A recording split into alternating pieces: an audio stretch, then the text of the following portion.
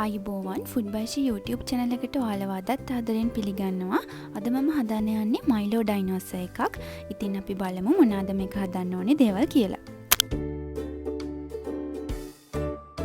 මම මේක හදාගන්න භාවිතා කරන්නේ ජා එකක්. ඉතින් ඔයාලට පුළුවන් මේක බ්ලෙන්ඩර් එකේ හදාගන්නත්. මුලින්ම මම ජා එකට සීනි, කිරිපිටි සහ Milo powder ටික එකතු කරගන්නවා.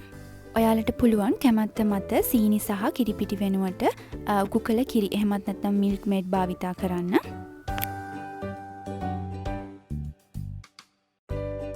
දැන් මම මේකට ලා රස්නේ වතුර ටික එකතු කරගන්නවා.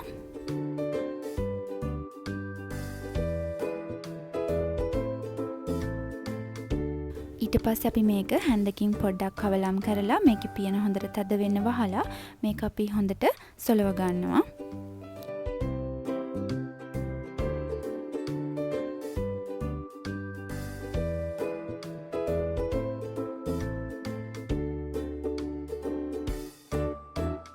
ඊට පස්සේ මම දිය කරගත්ත චොක්ලට් ටිකක් අරගෙන මේ විදියට අපි සර්ව් කරන ග්ලාස් එකේ සයිඩ්ස් වලට දා ගන්නවා.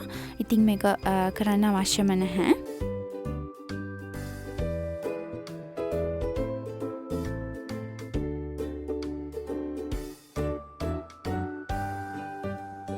ඊට පස්සේ මම මේකට අයිස් කියුබ්ස් ටික දා ගන්නවා.